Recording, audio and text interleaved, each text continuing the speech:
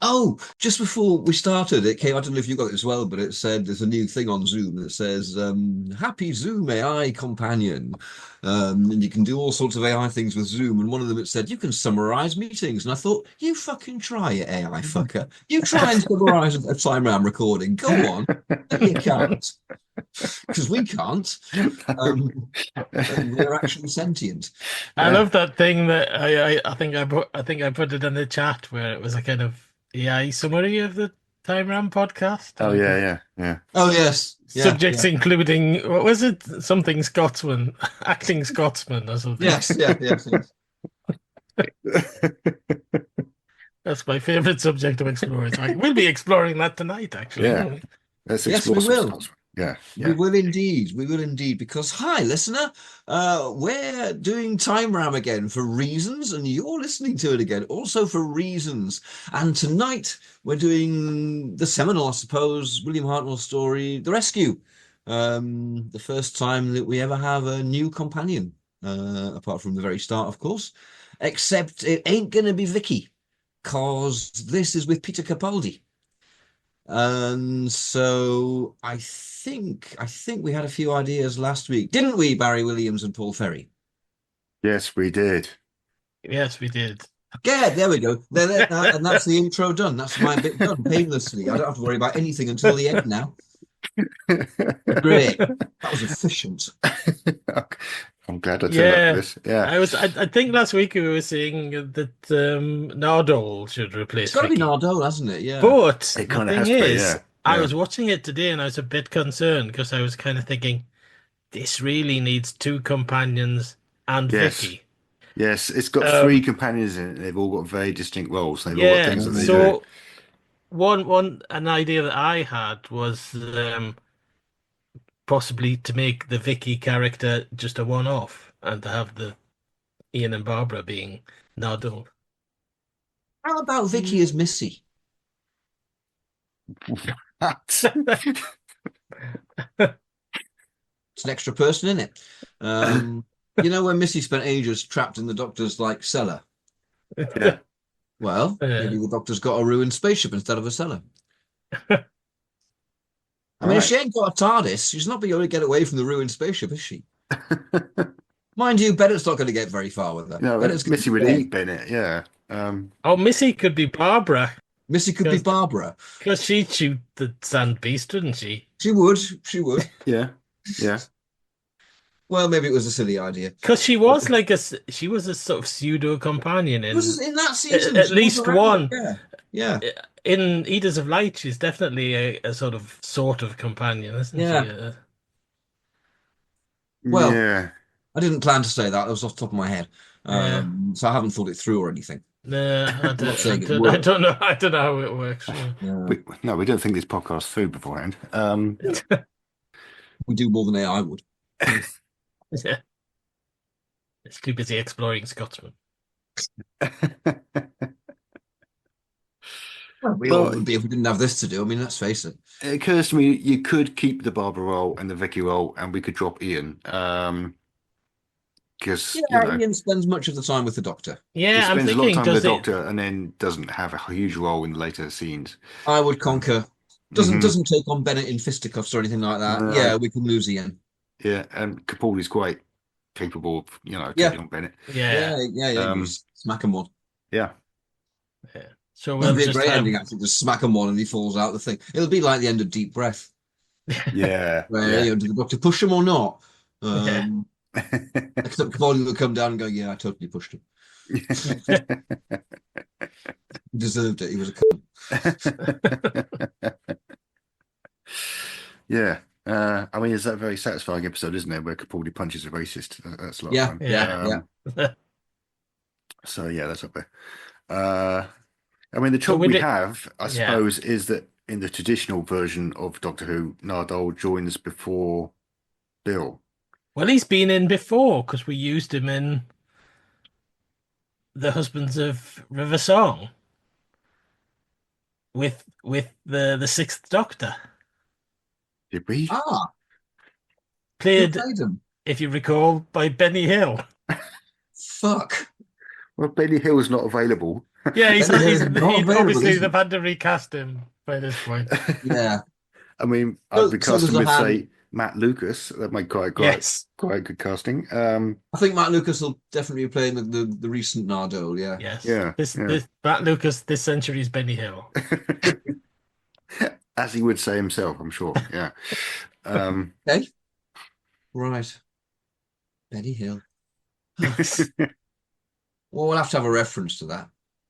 Well, Yeah, Nardole rebuilt himself after the ship crashed.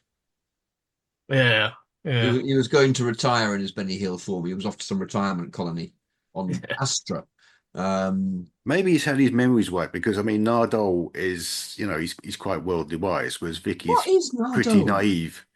Yeah. What is Nardole? Sometimes bolts fall out of him. Yes. Nardole's badass. He's He 100% is badass. badass. He is Yeah. badass, yes. But what is his ass made of? I kind of like the fact that you don't really know. I what love he it. I is. love it. I have no idea what Nardole He's at is. I least never want to partly know. mechanical. Yeah, Yeah. he's just Yeah. Nardole. That's it. That's what it says on his passport. At least partly mechanical. Yeah. And he's got From invisible parts. hair. So, Nardole is from parts. Yes. So Nardole's from parts. He's repaired himself from parts. Yes. Yeah. He's been rebuilt. Yeah. Yeah. And Give him a picture. he's had his memory wiped. It's like, well, what are they called? The Telosians when they rebuild Vina, but they haven't got an instruction manual. Which is, they did their best. Yeah. So he's rebuilt from parts. Okay. Yeah. And that gets around the whole Benny Hill Matt Lucas bit. Good. That's out of the way then. He wouldn't recognize the Doctor anyway, would he? Because he doesn't know he's a Time Lord, so he's only seen Colin Baker, unless we get another Nardole story with Colin Baker, yes. with somebody else. We never know. Or McCoy, I mean, yeah. If this is replacing the position of Husbands of Riversong, then is Riversong in it? Is it replacing that? I was Well, that was thinking the first Nardole episode. So I'm just thinking if we're introducing Nardole, is this in that slot? Therefore, is it Capaldi and Riversong? she doesn't have to be in it, but Nah, it's a waste of her. Yeah, I Yeah. suppose. She's not useful to us in the rescue. it could still be in that Yeah. slot, which means it's a Christmas episode. Surprisingly, Plus, again, River's just going to shoot Bennett, and we've got no story. Any of these people are just going to deal with Bennett immediately.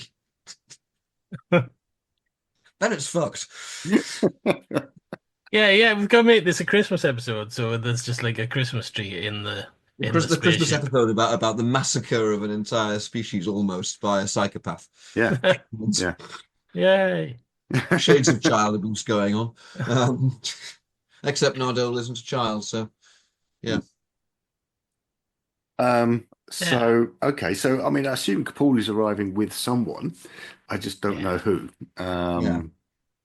Oh yeah, because I Bill hasn't arrived yet, has she? But technically not. No. Doesn't mean it can't be a Bill, though. We can just pop it in the middle of the Bill season. I thought Bill. I don't know why I thought Bill. It doesn't have to be Bill. It just feels like We could bring Bill in an episode early because we're not going to have anything approaching the pilot. Well, yeah. We've used Yeah, the that's pilots. Maybe, yeah. Wouldn't it be great if we get the pilot for the pilot? Yeah. If I actually roll a 0.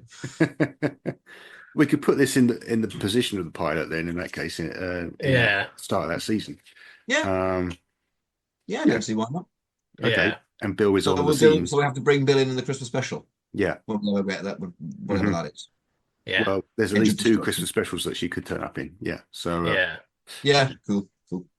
So we don't need to be stuck with crowbarring or anything. Oh, I hope we can put her something. in the Runaway Bride. That'd be excellent.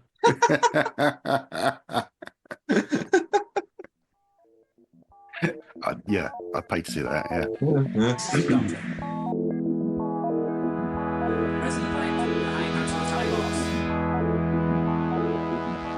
Keeper of the legacy of Rassilon.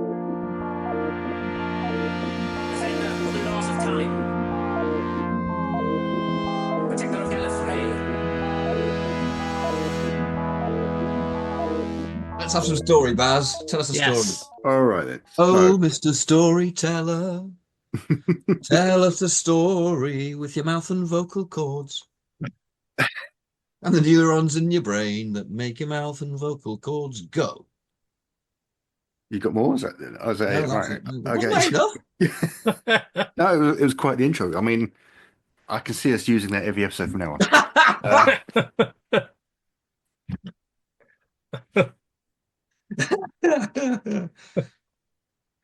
It is, of course, ripped off from Oh, Mr. Hairdresser by Vic Reeves. Yes. Not that he'll care. He won't mind. Yeah. Spotify might, though, the bastards. He's calling himself Jim these days, isn't he? Yes, Vic Reeves doesn't exist anymore, it seems. Therefore, he can't sue us, so we're fine. Yeah. Exactly. Okay, so the story proper opens with basically a rocket ship crashed on a planetary surface. Aye, aye. The planet Dido. Mhm. And Or, of course, in a certain Adrian Rigglesford book, Dildo. Incredibly I enough. didn't know that. I Neither didn't did I. know Really? that. Oh, yeah. It's a misprint in that Adrian Rigglesford book, The Doctors. Along with season 18 missing completely, it's the planet Dildo. It's a great reference book. That highly accurate book, yes. That deeply accurate book that's something maybe to do with Doctor Who. That's the Dr. Screw version, where Indeed. the spaceship looks very sort of penile. Speaking of which, have you seen Jeff Bezos' spaceship that he flies the people? cock. It's a giant dong. In the I desert. honestly think the engineers have built it realizing he won't realize, and they're pissing themselves laughing. Yes. Yeah, just in the news, they've had an all-female crew going up in this massive dong. Jeff Bezos' rocket powered dog. Yeah, What's the irony in here somewhere? I don't quite know. the psychology of Where the to go last with it. century of the human race is extraordinary, isn't it? And you can see us disintegrating. Let us stick 5 women in a giant penis and fire them into space. That'll be good. Oh dear. Humans. Completely wrong. Just gone off in the dark. Anywho, so yes, this slightly less dong-like spaceship is lying on the floor. Yeah. It's got a Floor. little What, like it's on someone's floor somewhere? on the floor of the planet. Like really massive room. Is that what I fuck off big room? Like on the floor? Just missed the crash rug. It's on the floor, man. It's got a signal. Those scatter cushions or the beanbag would have been fine, but no. We hit the hard boards with melamine on them. Yeah, it's a bit damaged. It's a bit black. Yeah. I love that model. Deeply Yeah. It's really good. Yeah, actually. I mean, the amount of time and effort they put into that is superb. Yeah. Shawcraft special. It does really show Shawcraft were excellent at making models. Yeah. And because it's only one, rather than a whole city or whatever, it's had quite a lot of time lavished on it, clearly. It was quite a big model. I think it's about 3 feet long at least. Yeah. Mm-hmm. Yeah, that's what they all say. On the planet Dildo. OTR. Listener, you have just listened to our brains slotting into place on the tone that this one's going to be. That was the sound. That 3-way click. Aha. Going to be knobgads again. Yeah, we know where we're going now. I've just thought of what I'm keeping it till later.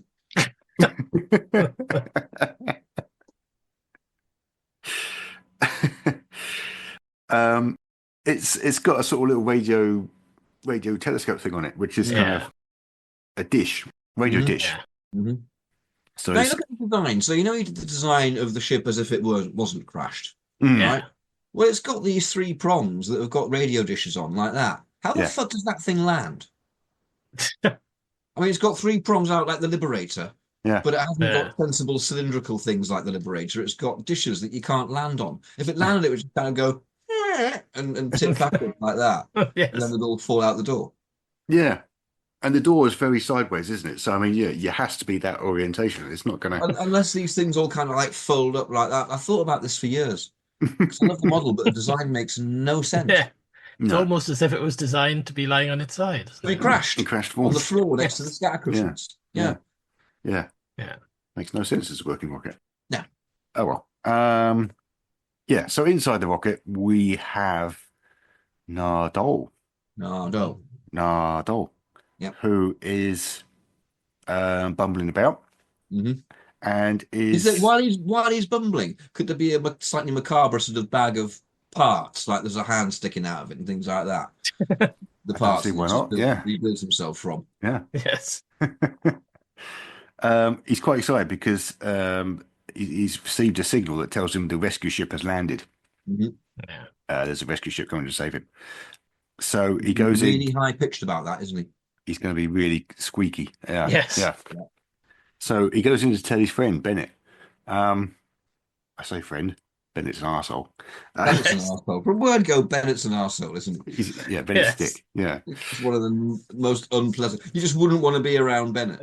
No. Yeah. No. Of all the people she could have been crashed on this planet with, Yeah. not to be Bennett. I'd rather hang out with Hindle than Bennett. At least he It's can make, Hindle. he can make people. Exactly. At least Hindle's got a hobby. Yeah. I mean, Yeah. Hindle has some semblance of care for the human race, which, And what do you think Bennett does all day? He just lies there wanking, doesn't he? That's surely what Bennett does.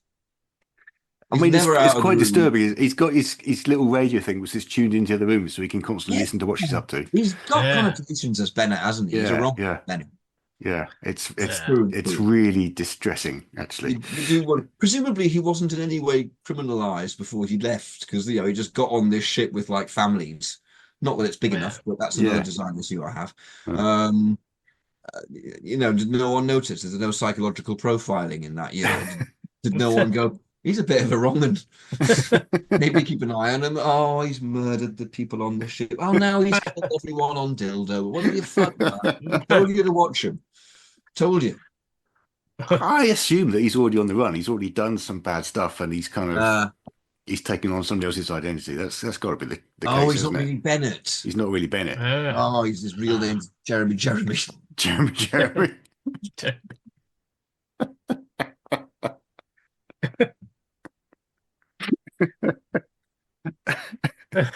I'm not sure we could use Jeremy. That's a character name we came up with for a sitcom. Is that ours? Which we were trying to write at some point. Yeah. I don't know. You might want to keep it, but it's a good name. Use it for Jeremy elsewhere as well. All right, fine. Jeremy isn't exclusive. All right. So I hear. You couldn't afford it. So Bennett immediately poo-poos this. He's like, no, the rescue ship's at least 3 days away. And he also tells Nardole to watch out for Kerquillian, who is some kind of threatening presence who, if he finds out about this rescue ship, will kill them. How about we have what's his name, who was an arsehole for Bennett? Oh, really famous actor, Burkoff. Burkoff, bloody hell. If Burkoff, you think you get a performance out of him, Burkoff is Jeremy hiding as Bennett. Yeah. See, we've got a sort of lack of women in this story, but I don't think you can make Bennett a woman. That doesn't quite work, does it?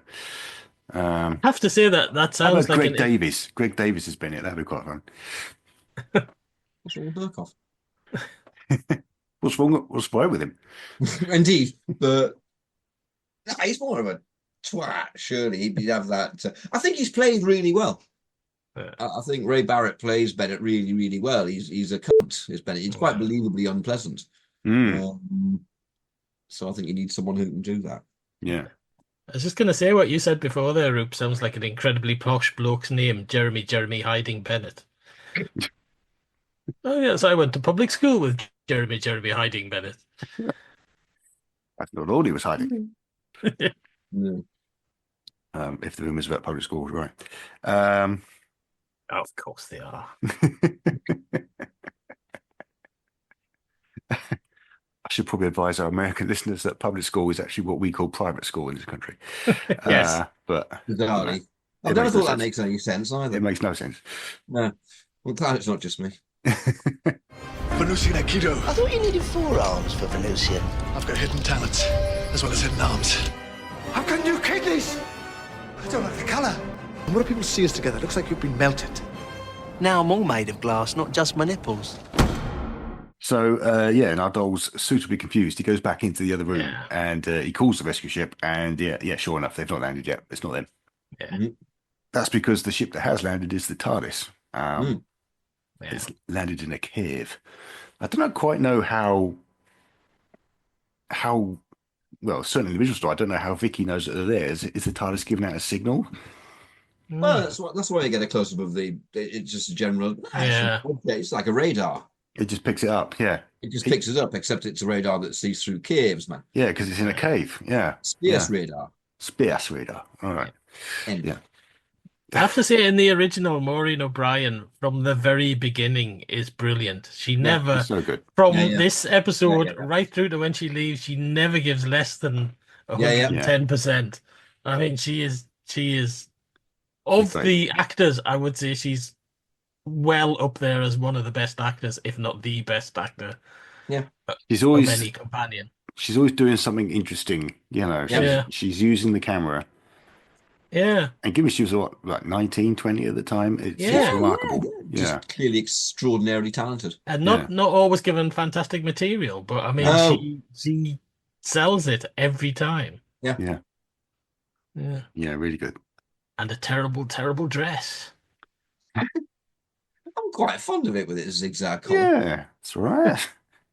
Apart from when I she think it's apart from when she bends over to pick anything up, and then it kind of becomes I assume worrying. she's wearing leggings underneath it because it's that short. I She's mean, you wearing wouldn't get- leggings. She is Yeah. wearing leggings. Yeah. We can see exactly what she's wearing under it in one shot.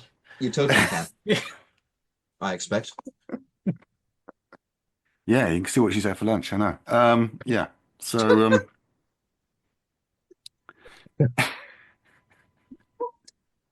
that's the phrase, isn't it? It I've is heard now. it somewhere. I've heard it somewhere. Must be a southern thing. So I guess it's the Doctor and Bill. They've landed on this planet. Mhm. It's probably a different situation. In the original episode, obviously the Doctor's asleep, and I quite like him being asleep. Let's have him asleep. It's unusual. Yeah. He's just having a kip. it's kind of hinted at. I mean, the script by David Whittaker is really clever. It's hinted that he's still getting over Susan leaving. He's not himself. Yeah. Yeah. This is why he's asleep. Yeah. And he's not. And it Yeah, does seem to be fairly shortly after they've left Dalek Invasion of Earth as well. Yeah. yeah. It's clearly a preceding story because he does that lovely poignant bit where he goes, "Open the door, Susan," and then catches himself. Yeah. Obviously, we're not really going to have any of that. No. So if this is like Bill's first trip into TARDIS, Mhm. which I suppose it might be, Yeah. it seems odd that he's had a little kip. Maybe it's not Bill's first trip in the TARDIS. No. Maybe we shouldn't necessarily. Oh, we have to put it where the pilot is, don't we? Because of Nardole. I just thought we should put it in the middle of the season somewhere, and we don't have to worry about any of that. Yeah. Because otherwise, Yeah. sometime in the future, we'll have to remember to put Bill in the story earlier, and we might forget. Oh, we're definitely going to have to remember lots of things. Yeah.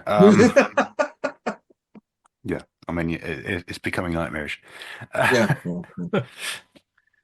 It would be very Capaldi, though, for her to be kind of, really slightly kind of freaked Nervous. out by the TARDIS Terrified. and what's Yeah. going on? Where are we going? What is all this stuff? What is it? And Capaldi to just go, right, I'm going for a sleep. Yeah. Just as a kid. Just leaves her there in the console room. Yeah. He's gone off to make a cup of tea or something. He's like, oh, we've landed. All right. Yeah. Comes back and goes, oh, you're still here? All right.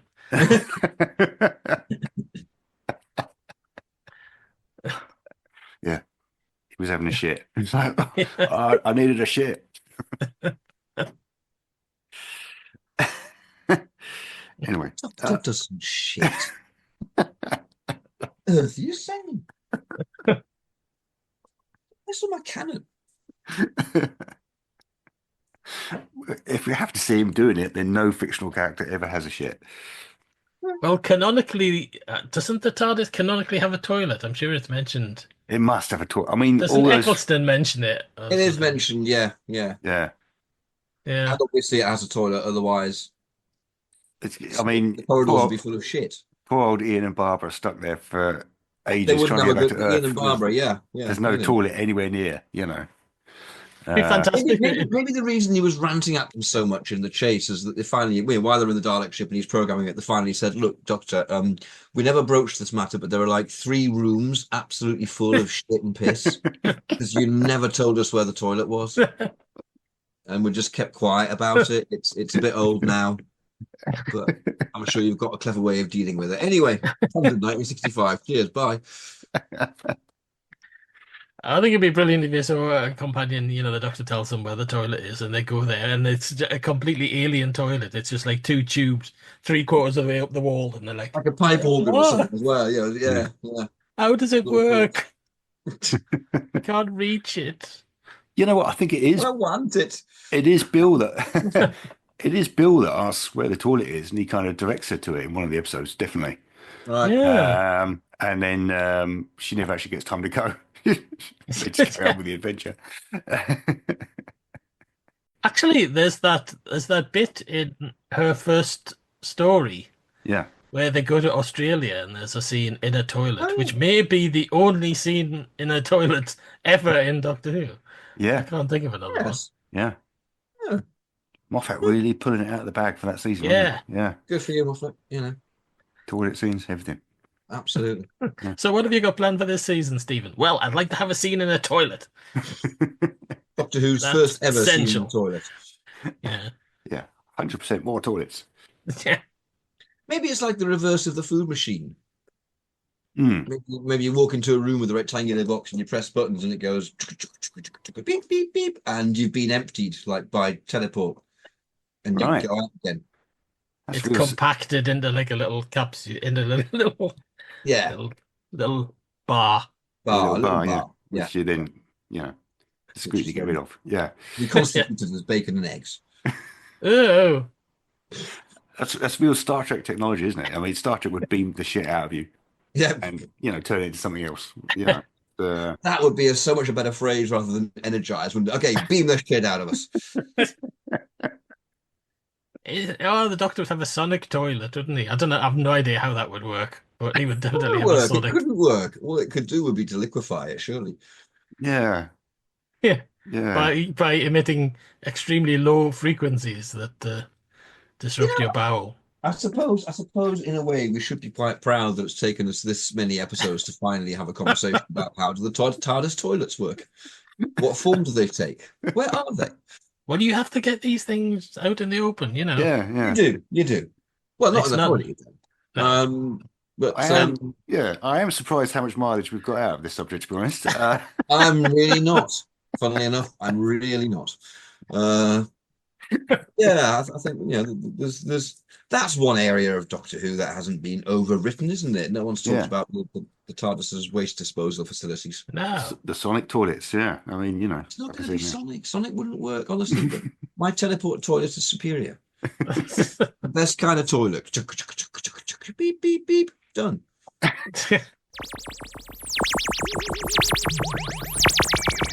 I bring you greetings from all Daleks. Who's that terrible woman? Show us your tits and I'll tell you. You are disgusting. So yeah. Anyway, they've landed. Yes. Yes. We got that far. Excellent. After a slight diversion. So yes, obviously, yeah, they go outside briefly, but then the Doctor says he needs to go back in the TARDIS and For sleep. Yeah. have a shit. He's just had a shit. He needs another shit. Is that He's a what Time Time Lord Lord. do? Like every 1,000 years, it's just, okay, I'm going to be doing this for about 3 days now. He needs to empty. Oh my God, I've just found the room that Ian and Barbara left.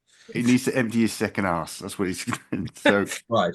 It's time arse. he's like, Maybe it's temporal shit. Maybe after a while you build up so much temporal waste that you have to get rid of it. I tell you what, I mean, temple shit. My entire life's about that. So I'm he so gets, sorry, listener. I didn't expect it would go this scatological, but there we are. Beep, the beep, school beep. could be all dick gags, and here we are. Yeah, Yeah. We were wrong. That's what we get for second guessing ourselves. yeah, it's Isn't true. it? Yeah, It just Yeah. all goes to shit. What fools we are. yeah. So yeah, Yeah. Planet Dildo. So So Bill the Doctor's gets. taking multiple time shifts when we're on the planet Dildo. I mean, this is, I'm sorry, David Whittaker.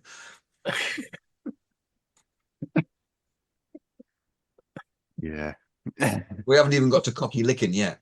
We're a disgrace. dodgy. We are. We are a disgrace to fandom. Still fandom rubbish, so to hell with it. Yeah, true. So anyway, Bill gets to explore. That's where we're at. Mhm. Yeah. And as we say, Cocky Licking is lurking, not too far away. I Actually. think there's going to be some. I think there's going to be some jeopardy with sand beasts. I think we're going to That's get a coming. bit of Yeah. visual stuff going on. She'll be Yeah. like, she's out somewhere, and there's daylight coming in, but there's these bunch of monsters Yeah. going, "Ugh, Mm. ugh," Right. and so on, Yeah. Okay. like hordes of them shuffling really slowly towards her. I mean, yeah. I mean, we can do that now, or we can save them until later, because what happens initially is that Ian and Barbara go out on the cliff. Indeed. So in Yeah. this case, Bill, they find a little exit onto Mhm. the cliff face where she can look down and she can see this crashed spaceship not too far away. Yeah. And it's surrounded by a kind of a ruined city. Mm. There's some, if you use your imagination, you can just about see some fairly damaged houses Yeah. not too far away. You can see better in the photos, actually, in the sort of photos of the model. Yeah. Mhm. You don't get a tremendously good view on the episodes. Yeah. It's funny, isn't it? How there's only 100 people on this entire planet and the ship has landed right next to them. Yeah. Basically on Yeah. top of them, Yes. I thought it was just a very small planet. Maybe it is. But really kind of heavy Yeah. somehow. Dense. So or rather she, Bill, is looking at that. Yeah. When Kerquillian comes out, he's immediately quite aggressive. Mm. Yeah. And he's going to look totally different, isn't he? Yeah. I had a thought. I was thinking he might look a bit like the Predator. Yeah. Because he's a bit kind of, isn't he, around his mouth. And his chops. Um, I mean, there's got to be that. He's got to be somehow stylized. He's got to sort of. It worked in the 60s, that costume, but it's got to be. Is that a real thing or not? Because of course it's revealed to be masks and robes and so on. Well, I thought about that no. as well, because I was thinking it doesn't necessarily have to be the masks and robes, because you've got all the kind of perception filter stuff in the modern series, haven't you? So he could probably look more like like it, anything, yeah. and then at the end just go, "Oh, it was a perception filter." Yeah, but I like the fact that, I mean, all around the sets and all around the caves and so on, you've got representations of the face of that blue, obviously, which I like. I mean, he could still pretend to be from the planet Dido. Yeah. I think you'd just do it as a more sort of, you'd make the presentation as being a more kind of robotic thing. You'd make the face metallic. Something like a burnished gold and jewels and set into it and so on. Yeah. And It is a robotic voice. It is odd how the Doctor describes the Didoans by describing their rarely used ceremonial outfits. With claws and feet like claws, he says. And Yeah, and they just look like ordinary blokes in little And he capes. doesn't at that point, he's clearly being a twat to Ian, because at that point he should have said, yeah, that's actually their robes and shit, right? Yeah. He doesn't, he just leaves them. Just lets him hang. Just Yeah. being superior. He's just, Yeah. I know more than you because I'm the Doctor. Yeah. Is the series called Ian Chesterton? No, it's not. He's having one of those moments. Well, Ian kind of goes, "Oh yeah, the sort of dual club thing," and the Doctor goes, "Ah, like a spanner." You know, Yeah. Oh yeah. Like, were you there? Were you watching? You know. Yeah. Except that can't happen now because, of course, Ian gets sent back to the TARDIS, but Ian's not there. And he's not there. So, No. So there's an explosion. Bill falls off the whatnot. Bill falls off the whatnot. Yeah. And Kerquillian uses his spanner to bring down a rockfall, and that alerts the Doctor, obviously, who comes out of the TARDIS. Yeah, I mean, the Doctor actually, while he's in the TARDIS, he's been doing his homework. He's realised that he is on the planet Dildo. Yeah. And Hartnell's delighted because he's been there before, and he's hoping he can convince the others that he landed there deliberately. And obviously he knows that the natives are really friendly, really nice. Yep. Yeah. But that seems wrong at this point in the story because obviously, the cliff's been blown up and he's now entombed. Yep. And Yeah. Bill's being chucked off a cliff. And Bill's been chucked off a cliff. Yeah. Yeah. Is that going to be on location? Is that going to be a quarry? Or is it going to be a cave somewhere, maybe? A real cave? Don't know. It might be. I mean, they go and film in caves these days. Yeah. They might build some kind of outdoor set for it, maybe. Yeah. Or they might just build an indoor set. No reason why not. Yeah. I mean, they're going to need to control it, aren't they? If they're Yeah. chucking actresses off cliffs. And there's quite a bit set in Yeah. there. So, yeah, you probably just build a set again. Yeah. Yeah. I think you might have a more spectacular visual for it because, I mean, obviously, in the 60s episode, it is just Jackie Hill falling off a bit of set, and then we pick her up later on inside the spaceship. But we can show Bill in some jeopardy. Well, you'd probably show her grabbing the tree. Yeah. We hear about that and reported afterwards, but you probably have that struggle. Yeah. While Caquillian's blowing up the wall upstairs up there. And then we can have a bit of drama with her just grabbing on and then it pulling out and then falling. Yeah. Commercial time.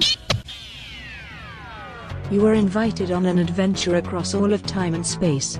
In a completely random order. It's the Police Box in the Junkyard podcast.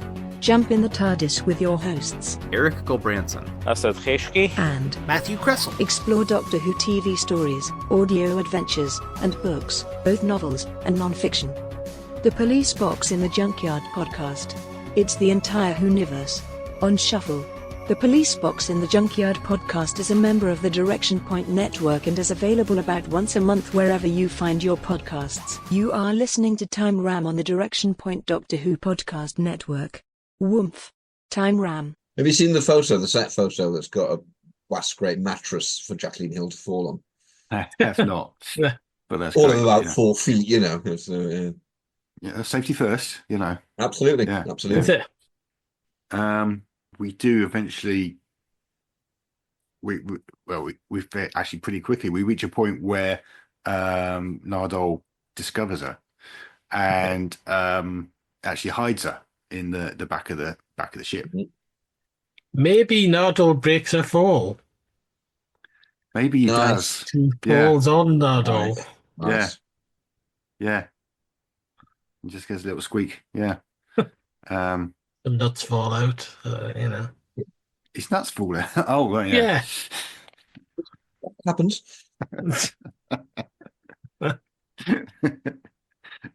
Yeah. Just because he's on the planet Dildo.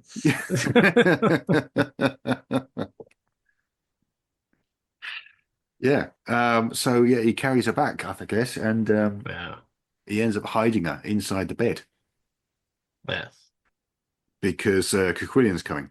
And Caquillian sort of stalks into the ship, and we get a scene which in the original I find quite upsetting, really, which is he's abusing young Vicky, isn't he? He really is. I mean, that's the only reading there is, isn't it? Yeah. I mean, to use a modern term, she's getting gaslit the whole way through, really. It's horrible.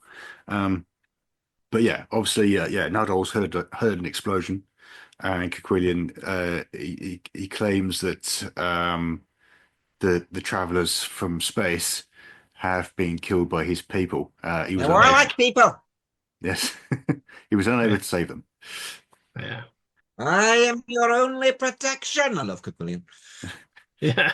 Yeah. I love the design. Better. Yeah. Yeah. Extremely well written, but but he's there. He's a bit scary. Then he goes in through the inner door. There's a kind of inner door, slightly damaged section, and then another door into Bennett's room. He's going to see Bennett, and you hear Bennett's voice saying, "You can't come in." Mm-hmm. Yeah. So this is where Nardole lets Bill out of the bed. Yeah. And we get some backstory here, which in the original, I mean, Vicky just tells us it. We don't see it. Yeah. But the story is that the Didoans betrayed the crew and killed them all after the crash. Yeah. And I mean, Vicky was ill and she missed the meeting, so she only knows that Bennett was the only one that got back. He called back from this Nardole meeting. wasn't reassembled properly by that point. Yeah, Yeah. so Put I themselves guess together from parts. yeah, Nardole's been assembled after it happened, so Nardole's got even less idea what's going on. Yeah. Vicky, really, he's just Yeah. been told that there was this crew. Yeah. Yeah. I guess that's all we can say about that. Yeah, that's fine. Okay. Yeah. Yes. I was just thinking if there's a more Moffatian way of going about it, but no, I guess that's fine. Yeah. If it comes to us, then great. But Yeah. It's a very nicely put together script. This is. I isn't think it Yeah. lovely? Yes. it's a little gem. It really is. Yeah. It's so nice to sit and watch Doctor Who, properly give it attention again. Yeah. All these little bits and pieces of performance and stuff that that I've forgotten about. Yeah. Yeah. Yes, lovely. So we know. I mean, we cut back to the Doctor and Ian. Actually, at this point in the original version, the Doctor's not convinced that the people of Dido aren't friendly because he's met them before, and they only had about 100 people living on the whole planet. So they couldn't really afford to be unfriendly to people. They weren't. There was very few of them. I don't know how we get that across without Ian being there. Doctor talking to himself. Yeah. Maybe so. Just babbling away. Capaldi does that. The Doctor always does that. The Doctor does that. Yeah. When it's necessary. He's talking to his cabbage. I mean, in The Rescue, in the original version, watching it earlier on today, there's that scene where the Doctor's just in the TARDIS babbling to himself, going, "Oh, we're on Dido. These are lovely people." That's true. No one else there. Yeah. So, Yeah. it's just a trait. Yeah. I talk to myself. Fair enough. So I mean, Nardole's only seen Quillian. He doesn't know anything about these Didorans. He didn't get to meet him. Yeah. He's also got a flare gun, which he shows Bill. It's going to turn out to be significant. Yeah. And then Bennett comes back and says that Quillian's gone. There must be another exit somewhere, or Quillian's gone out through the crack in the side of the ship or something. I don't know. I don't know where Quillian's gone. But yeah. I thought that watching it today. I thought, where's he gone? I thought, well, through the crack, of course, through the massive hole in the side of the ship. The massive hole in the side of the ship. I mean, on the other side that we can't see. Yeah. But we will see here. Yeah. And so, Nardole shows him Bill. There's just rock against there. So maybe Capaldi just goes out there and then just stands looking foolish, going, I can't get out. I can't get out. I still have to go back through. Sorry. I mean, spoilers, Quillian's not real. Yeah. Indeed. But you think it's got a more effort to sell it, Yeah. Oh, Quillian's gone somewhere. Oh. Yeah, in ways. In ways that he has. Yeah, Quillian's still in there. He's having a lie down. Yeah. He's having a wank now. I found my collection of vintage 1960s porn. Yes.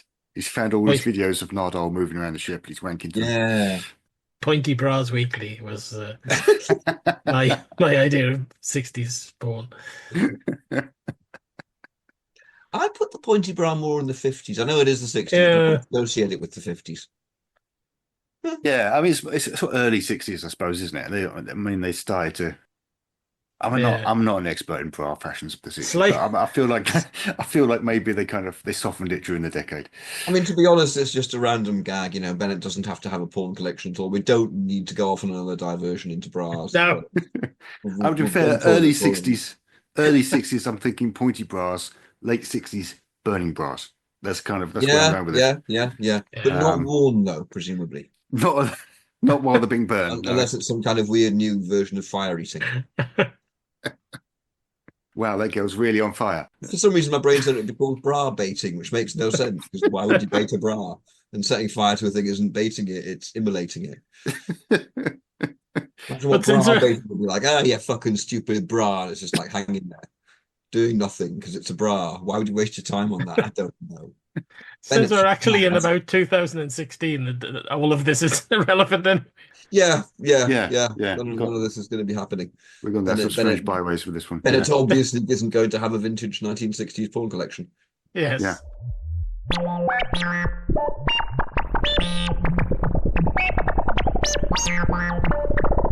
Oh, please be quiet. I was watching this episode of Never Mind the Buzzcocks from the 90s. I was just watching it, and the amount of like gags that you really couldn't get away with now Yeah. for assorted reasons Yeah. that like were considered okay in the 90s. Yeah. I just think that I think of the 90s and I think that feels like yesterday, and then I just think, God, it was so. Yeah, I know. It was a fair while ago. Particularly Yeah. the kind of the misogyny of it, and Yeah. it's kind of incredible. Yeah. It's only I when was- you watch something like that. Randomly, funnily enough, I was thinking recently about M. Khan is Bent from the Mary Whitehouse Experience. Yeah, Wow. And I remember I've seen that bit of graffiti. I think it's still there Yeah. on the railway bridge. And I went, fucking hell.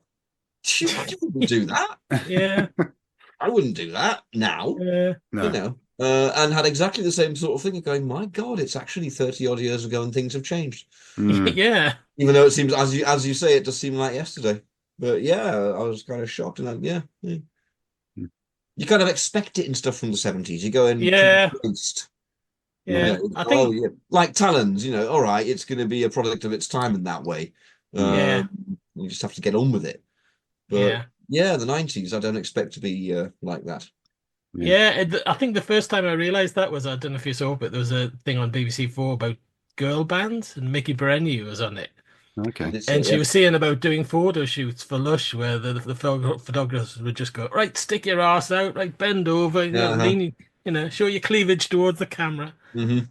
Well, yeah, I mean, that was in the era, 90s. that was the era of Loaded, wasn't it? Where, Yeah. every young starlet was encouraged to get her tits out for, and Maxim. Because it's empowering. Because it's empowering, yeah. Yeah, right. That was the excuse. We need you in your bra and pants, love. It's good for your career. Yeah. It's empowering, love. It's all right. I'm actually interested in the rescue. I don't know why I'm going off at tangents. Sorry, that was my fault. No, it's fine. It's fine. I'm still thinking about pointy bras, to be honest. Yeah. I haven't got past that. Yes. Because there's What are we up to in the story? What? The story, the rescue. Oh, the rescue. Yeah, sorry. Yes. Well, what time am I doing? We're at the point where Nardole introduces Bill to Bennett. Yes. And Bennett's face is an absolute picture. It's great, isn't it? Yeah. Yeah. Can we just for my own amusement, can we just start referring to Bennett by his real name, Jeremy? It will tickle me.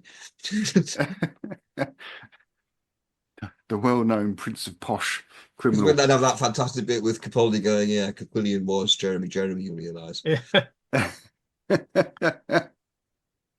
Maybe they've seeded it earlier. No, the doctor's already talked about this mega criminal from the 25th century that Jeremy wanted on 5 planets. No one knows who he looks like. Yeah. His reaction when she says, that Barbara's still alive, it's a bit kind of Basil faulty, isn't it? It's like, oh, did you think I killed them? No, the people from the other spaceship. Yeah. Yeah, while this is going on, we have the doctor's having adventures. He's having adventures in caves with spikes and sand beasts. Yeah. It is quite Flash Gordon. Yeah. So I don't know if Capaldi's doing that, but there could be some version of this. You know the flashback scene at the beginning of the second episode of the Dalek opener where Missy's talking to Clara about what the doctor's like when he's under pressure. And it's just all this stuff of Capaldi on his own. Yeah. Dealing with things and doing the sonic screwdriver over his head to deal with laser bolts and stuff. I see it being a bit like that. It'll be a compiled version. That would be quite fun. A compilation. You'd make it a bit of a reference to Raiders of the Lost Ark these days. You'd do something like that. You'd have a giant bull coming down, a thing behind him that goes to one side, it goes past. Oh, he's doing his Capaldi run away from it. Yeah. Yeah. I love the Capaldi run. There's such a lot in that performance. There's such work in that performance. Yeah. I admire it greatly. As a man who spent 40 years thinking about how he's going to play the dog. Oh, hell yeah. Hell yeah. While that's going on, we're in episode 2 now of the original version. Yeah. Bill's coming up with plans. She's coming up with plans for surprising Quillian jumping in. knocking him out. Bennett, for some reason, is totally against this. Mm-hmm. Yeah. Bennett is like, no, don't do that. I mean, Bennett's reasoning does sound quite reasonable. Look, the rescue ship's on the way. Don't fuck. Yeah. Well, that is true. They just don't fuck. Yeah. That does, that does actually seem plausible. Yeah. So he makes a promise not to do that, basically, and then because his legs are broken ways, they have to help him back to his room. Yeah. So we kind of time passes.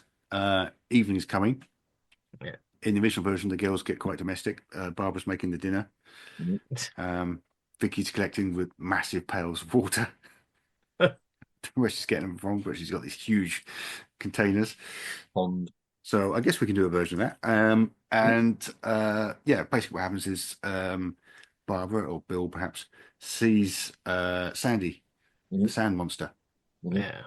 and shoots it with a flare gun. Do we need any of this? I'm not sure that we do. I don't think we do. Yeah. I don't think we do. I think it's a particular dynamic between Barbara and Vicky that's worth exploring. Yeah. But between Bill and Nardole, it just doesn't have any resonance, does it? No. And we don't need the sand beasts at all, really. No, they don't add a huge amount. No. Although I'd probably have them in as in having a monster in, but I'd have it more as a peril in the caves for Capaldi. Yeah. Or for Bill earlier on, like I mentioned, something like that. I don't think the whole relationship with Sandy isn't really. It doesn't work, does it? No. Nardole doesn't need it. No. Sympathy. When Sandy gets shot, for some reason, I always think of Ian Martin's novelization of it, where he did describe this in horrible detail, describes him being like melted toffee, something like that. Some description of that, like that. Some usual gruesome description from Ian. He liked his gore, didn't he, Martin? He was a grim fellow. Yeah. He liked his gore. Yeah. I remember no head splitting open. And then finally seeing the Ark in space and going, Maybe Nardole could be showing Bill around this ruined city. I mean, we get to see the city a little bit. Yeah. Stuff around there. Yeah. I'm sure they could find somewhere clever to film that. So that's definitely an option. Yeah, it might be a good opportunity to fill in some of the backstory of the. I was trying to think of a way there if it could be The other relevant to people. the appearance of the Didoans at the end.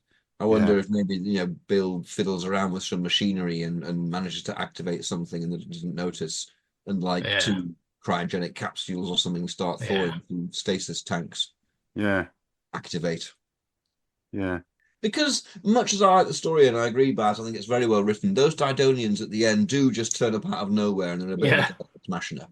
Be nice to have some explanation for that. And obviously, if there's just the two of them and they're both male, they're not going to repopulate that planet. Yeah, I think it'd be nice if there was know more how of them as well. Didonians work.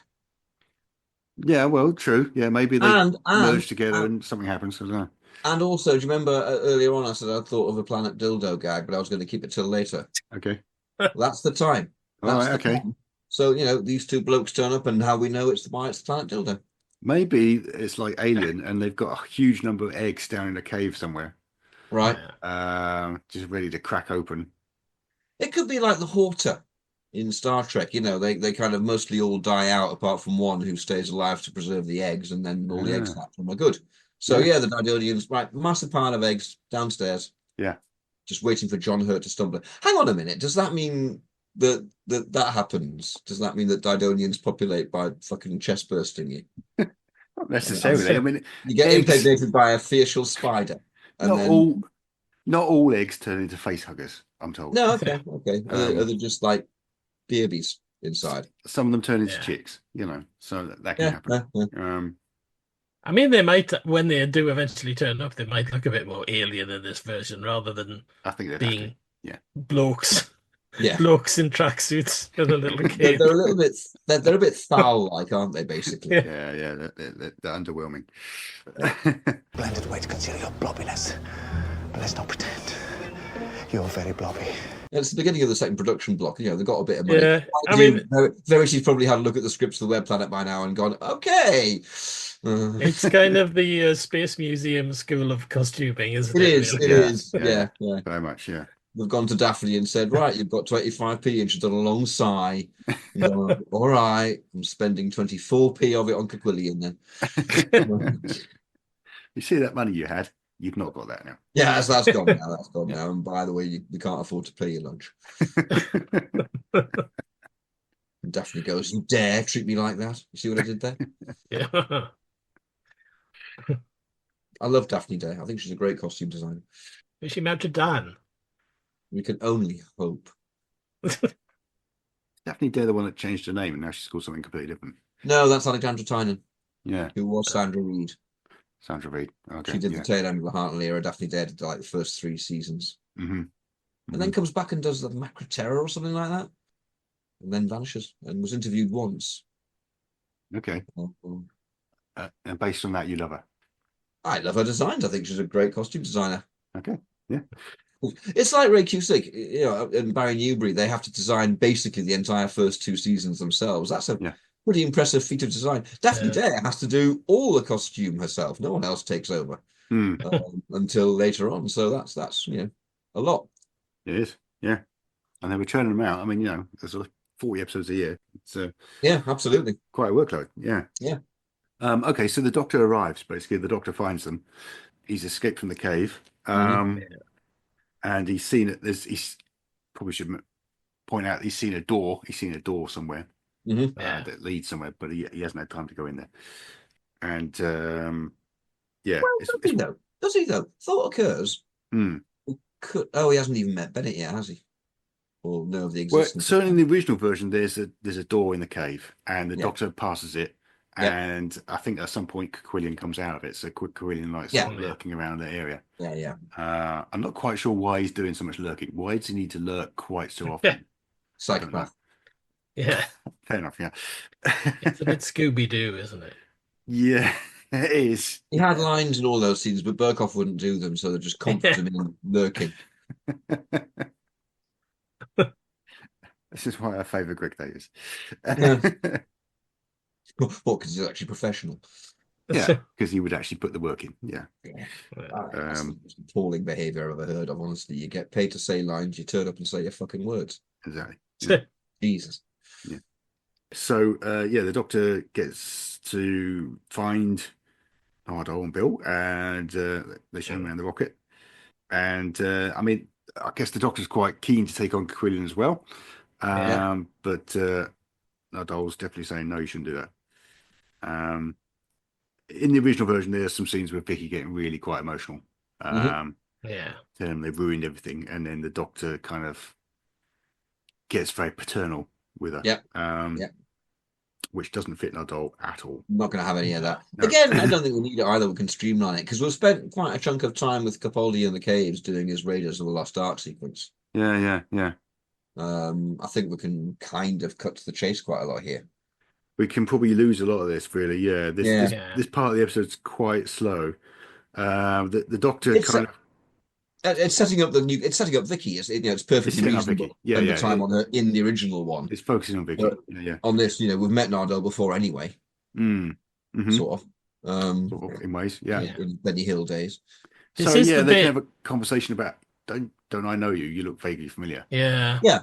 Didn't you see Benny Hill? Yeah. Yeah, we have a reunion here. Yeah. This is the bit in the original where Ian calls Quillian cocky licking. Indeed. Cocky licking. Which a lot of people you get a lot of talk of this on the internet, and people going, why does he say that? But surely I've always thought it's a reference to chicken licking. Yeah. I would have thought so. The fairy tale that which is called in America is called Chicken Little. Okay.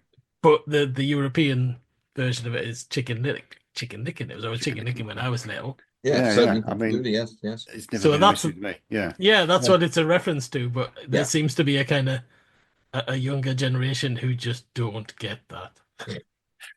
I think every kid watching it in the 60s would have known what that was a reference to. I would say Chicken Licking is probably one of those characters that's dropped out of modern consciousness. Yeah. I don't know why. Maybe it's because there's no Disney film about it. There was a Chicken Licking. I haven't seen Chicken Licking there. Chicken there is a Chicken Little. Yeah, there is a Chicken Little film. Yeah. Which I think bombed at the box office. Maybe that's why it's. To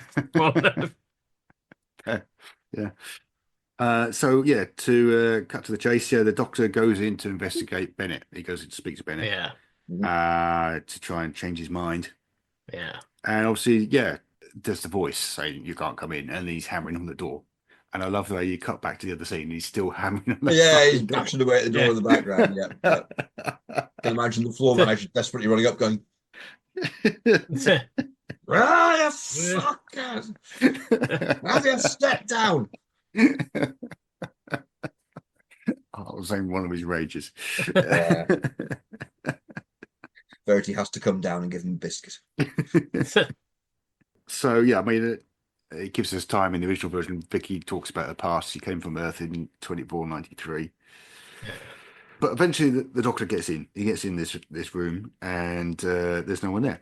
There's just a tape recording machine, wheel-to-wheel tape recording machine, because it was made in the 60s. Yes. Indeed, yeah. And he's got his spy gear for watching what Vicky's doing all the time. He's into 60s stuff. We know that about Bennett. Yes. There we go. It's true. Yeah. And there's a trapdoor. There's a trapdoor on the floor. So it's sometime later. It's actually getting dark when Nardole and Bill realise that he's actually gone. Yeah. He's left. That's it. He's snug off. Sneaked.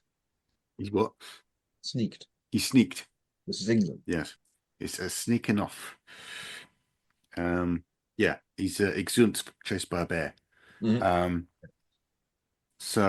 made his way back to this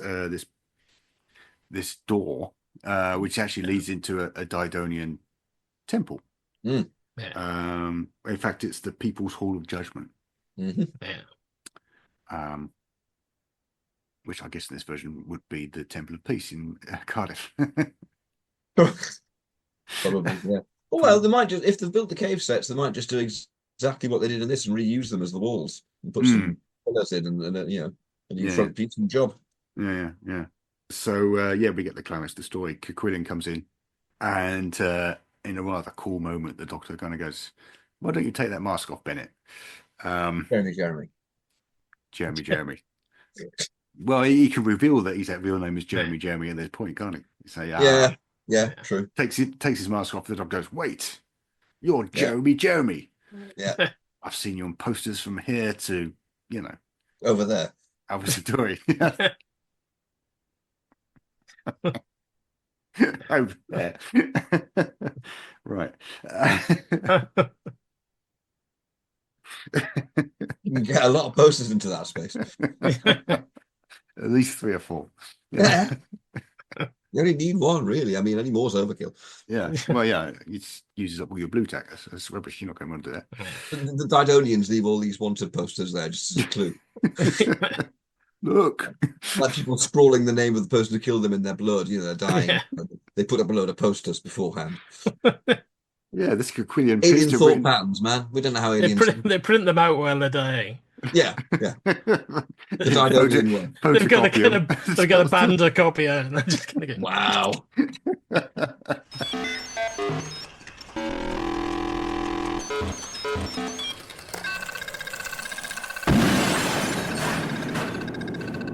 Thank you, Doctor.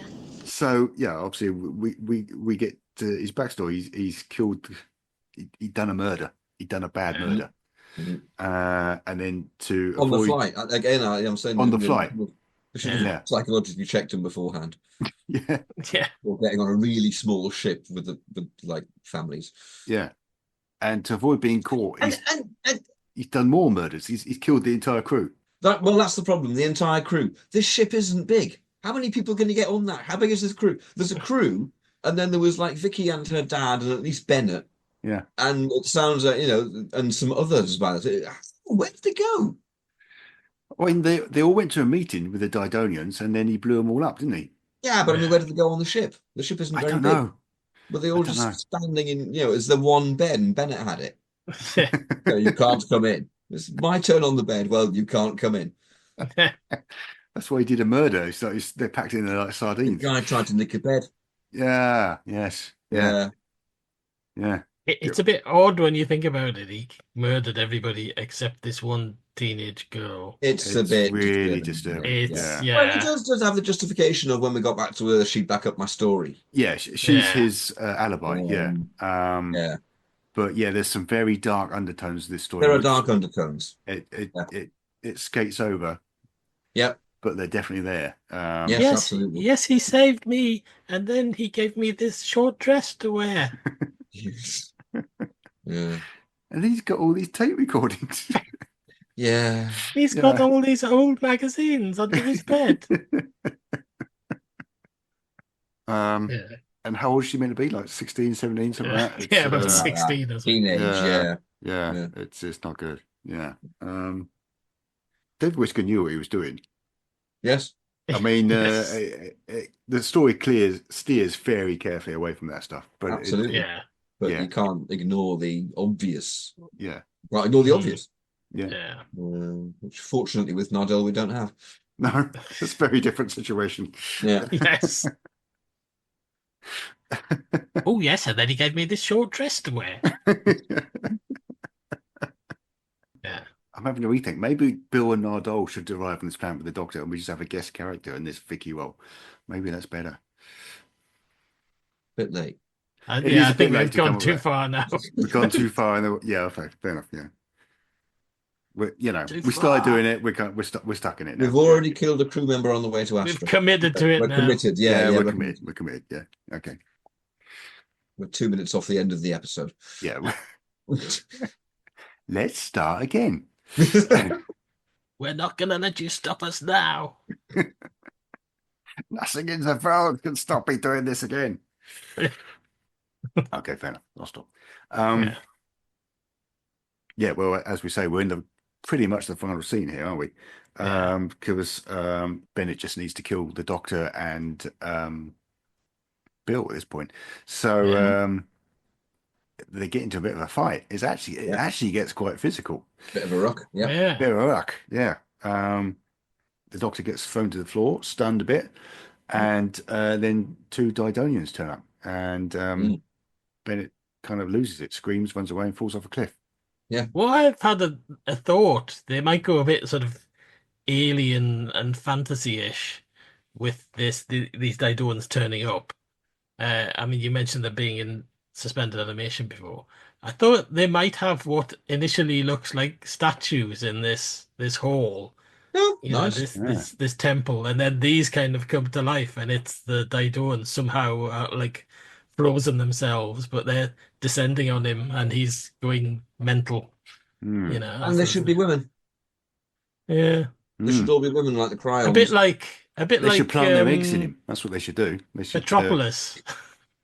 Where the is it Metropolis where the statues come to life and the death thing. Oh, they do. Yeah.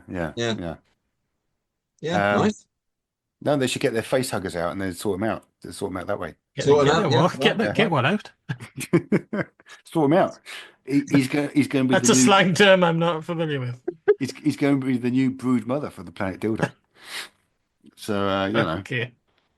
A suitable face. Yeah. Yes. They just wheel out this massive dildo, and he's like, no! And then we cut away. Excellent. So that's the Dido dildo. That's the Dido dildo. Dido dildo. Yeah. The Dido dildo, don't. Yes, to do the Dido dildo, don't they? And right at the end, we have a little scene where, you know, the Doctor's taking Bill and Nardole with him. And they go, what happened to Bennett? And he's just got a little secret smile. He's like, not saying. No, can't go into it. Yeah. But I'll tell you what is going into it. Which is what they found as well. So yeah, the story as it stands, obviously, they take Vicky with them. And there's a final scene with the Didoans destroying the radio in the spaceship. They're like, no, we're not having anybody else turn up here. The rescue ship, fuck off. Well, one of them destroys it. The other one kind of grabs a bit of the kind of prop and just tugs on it, and nothing happens. Yeah, nothing at all. No. And also, I thought to myself, if I was in the rescue ship and suddenly contact was broken, I'd fire my engines a bit harder and get there sooner. Yeah, I would definitely. So that's not a good idea. That's if they just politely said, "Please go away from our planet now," or something. Then maybe. Oh no! You know what's going to happen? They're going to land and they're going to disembark and they're going to try and find them. And the Didonians are going to emerge with the Dido dildo, and there's going to be a lot of brooding. There's going to be a lot of brooding. They need to rebuild their population. That's what it's about. Yeah. So a big head like a spanner. Yeah. So that got dark. Yeah, and weird. This episode got into areas that I wouldn't have expected. No. Not the only thing that's got into areas. I'm not going to sleep well tonight thinking about the Dido dildo coming after me. I'm really not. What if it kind of goes like the spanner thing? Oh, you mean it's like jeweled? Yeah. Okay. Yeah. Oh, it'll be proper. It's on wheels, obviously. They're kind of wheeling it around. As you bring it in, there's a bunch of orcs there going grunt, grunt, grunt. Oh, I don't want to ever go to Dido.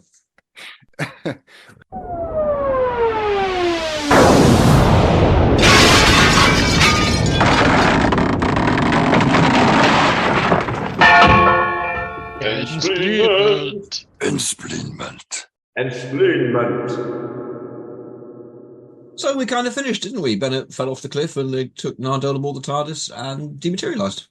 Yeah, I mean, that's the end. Yeah. So it's just Inspleening. Yeah. Inspleening. I mean, I think it's another one where it's... the story as it stands obviously ends with the TARDIS falling off a cliff, but we don't need that, you know. Yeah. No. Hold on. Unless we get the Romans for Hold on. Peter Capaldi. How many times does he say it?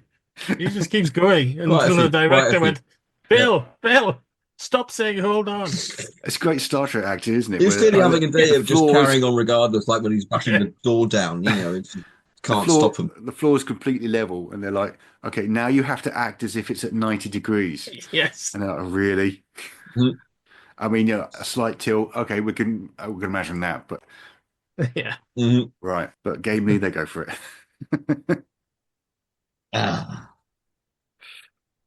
So yeah, I find it impossible to compare the two because they're completely they're serving they're introducing completely different companions in completely different eras. The basic story is the same. The tone isn't going to be at all the same, I think, for either. No. Yeah. I mean, it's quite nicely plotted, this little two-parter. I mean, obviously a lot of 60s stories are quite slow, but this one actually has got quite a lot crammed in there.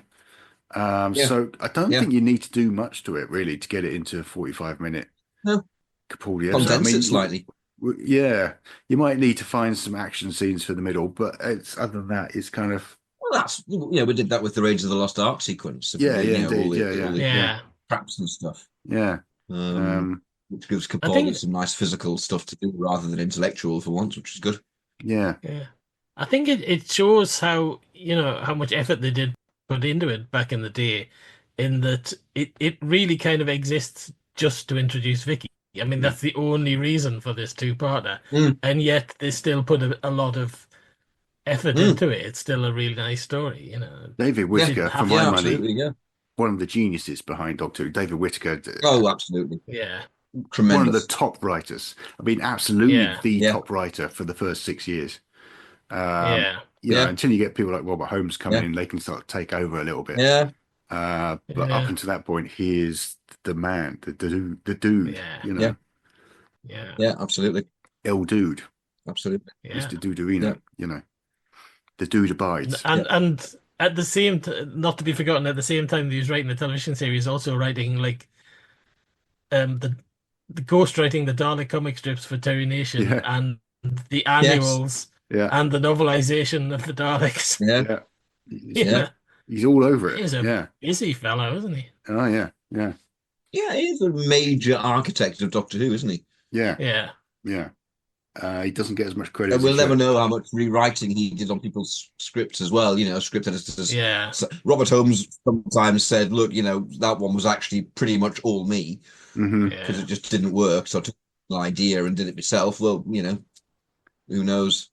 Who knows what? Who knows the amount of work he put in? Yeah. Chris Boucher on Blake 7. I always think that the entire series is half written by him. Yeah. even when it's not his name on the screen on the as the writer. Yeah. Well, all that cowboy stuff that Paul Dara gets in is kind of they're all working together on that, weren't they? Yes. Yes. Well, now, do we think this would be better or worse? Or we don't really know. Well, that's I it. think I can't really compare them. Yeah. I think it would be a good story in its own right. I think it would be as good. you just said, it's a good tight script. Yeah, it would be good. Yeah.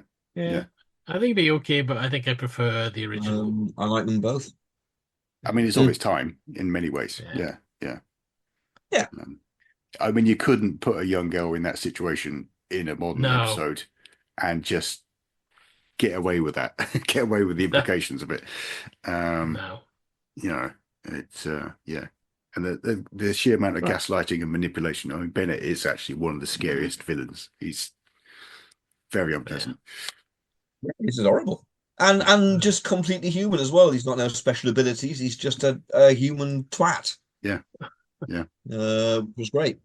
After all that, it's but I do love the designing for Quillian. Yeah. It's a striking thing. It's a nicely designed story for Ray Cusick. It's a I nicely always designed thought- story. I always remember seeing pictures of it in like Doctor Who Weekly and things. Long before I'd seen the episodes, and it looked brilliant then because you couldn't imagine how it sort of moved or whatever. Obviously, when you see it move, it's just a bloke in a robe. So, gliding and staggering. But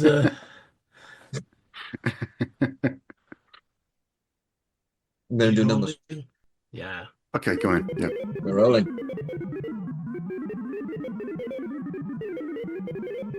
Random number generator has frozen. Oh no, 2! 2.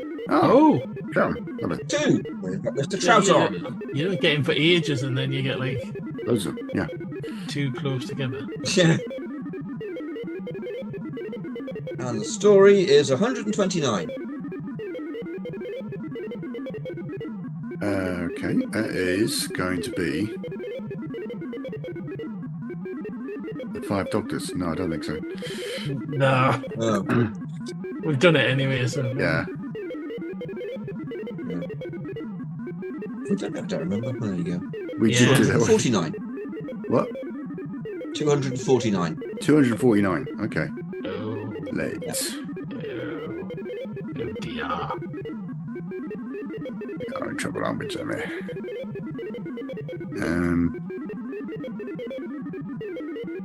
249. Mummy on Orient Express? No. No, we've done that as well. Oh, That would have been good to it's try. more and more like this, isn't it? Dear, it's a Monday. 242. 242. 242. Deep breath. Charlton's first story. Deep breath. Yeah. Deep Transfer breath. story. Yeah. Yeah. Whoa. Right. Yeah. Right. With Ben and Polly. Wow. Lovely. Okay. Yeah. Yeah. Cool. Deep breath. Yeah. Yeah. That might be fun. Yeah. And kind of an inversion of this week's episode as well, with Yeah. Yeah. Capaldi being in a black and white. So, yeah, I mean, they Offering need a Capaldi to black and white. Innes Lloyd needs to do the transfer to a new doctor. He needs to sort of back him up. He said, right, let's bring back the Yeah. Paternoster gang from wherever they've been in before. Oh dear. Oh dear. Is that the cloister bell I hear?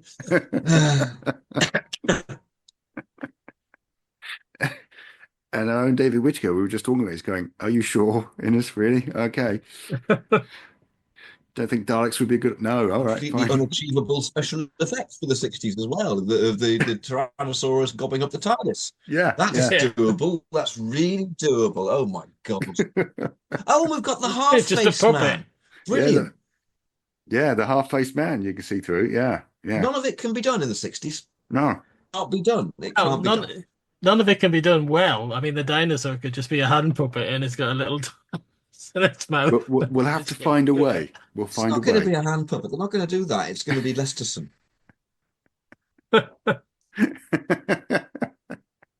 It's going to be a bloke in a lab coat. This is 1966. Gradually losing his mind. Yeah. Okay. Yeah. Hmm. Okay. Yeah. Yeah. It'll take some consideration, I think. Could you do it with inlay? No, you couldn't do it with inlay. You cannot do the half-faced man. You can't do the No, you can't do Tyrannosaurus that. hopping up the tire. Well, not well. No. Yeah.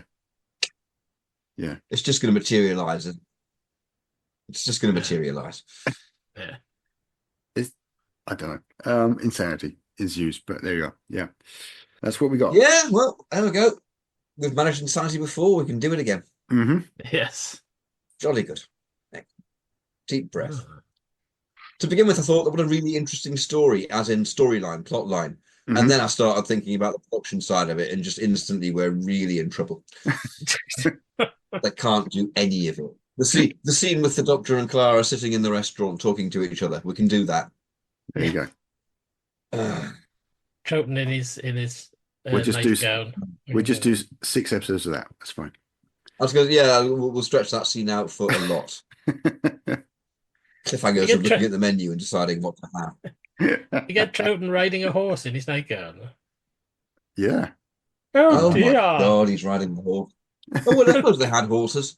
We can do that. They definitely had horses. Horses have been around for quite a while. Horses have been on television programs, yeah. Yeah. You can probably do horse Adam riding. Adams from famous Doctor Who spin-off, he rides as a horse. Yeah, absolutely, yeah. Yeah. Well, that was Well. Time Ram, listener. Thank you again for being with us. I hope you enjoyed our insights into the TARDIS toilet, amongst other things. Courtesy, as ever, of myself, Rupert Booth, Mr. Barry Williams, and Mr. Paul Ferry. Bye-bye. We'd like to thank Ben Jones for our music. We're on social medias. I think we're all on Blue Sky, which is great. Where I'm Rupert Booth, Rupert Booth, and are they ats? They are ats, aren't they? They're kind of ats. They're sort of well, I'm Rupert Booth, and Paul is Paul. I think that's Paul Ferry. That's Paul Ferry, yeah. And Baz is at Baz Time Ram. At Baz Time Ram. Yeah, I'm still on Twitter for reasons. We've got a Patreon site, you know. We've got a Patreon site. We've got the URL for the Patreon site. We never tell them where to go. I'll see if I can work it out. It's We've got a Patreon site anyway, and that's great. Do a search from it, you will find it. Do a search on it. Do a search. Time Ram at Patreon somewhere. But, come on, if you're going to give us some money, get off your arse and do it properly. Do the work. That's marketing. That's how you get money. That's the lot, isn't it? That's the lot, isn't it? That was the question. That wasn't just finishing. Ask people to leave a nice review and leave a nice review. Where should they leave a nice review, Baz? Wherever they like, wherever they get their podcast. Wherever you from. like. Put it up on the walls. Put it over there, like with the posters of Bennett. Accost someone on the street, wrestle them to the floor, and tell them to listen. There you go. Tell them to listen. Yeah, that'll work. Absolutely. Yeah. And then tell them to go on our Patreon and give us some money. Like I say, working listener. Come on. Do it. Yeah. Oh yeah, Tumblr as well. And we're on Tumblr. Mm-hmm. Oh yeah, they're on Tumblr. Yeah. I said before we should do a standardised recording. And Baz just won't let us. I don't know why. Because he's cruel. And on that note, goodbye.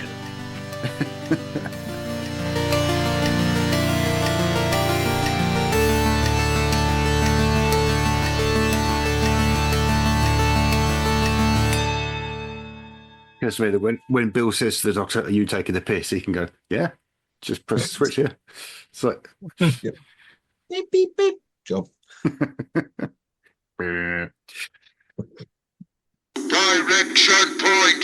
Direction point! A Doctor Who podcast network.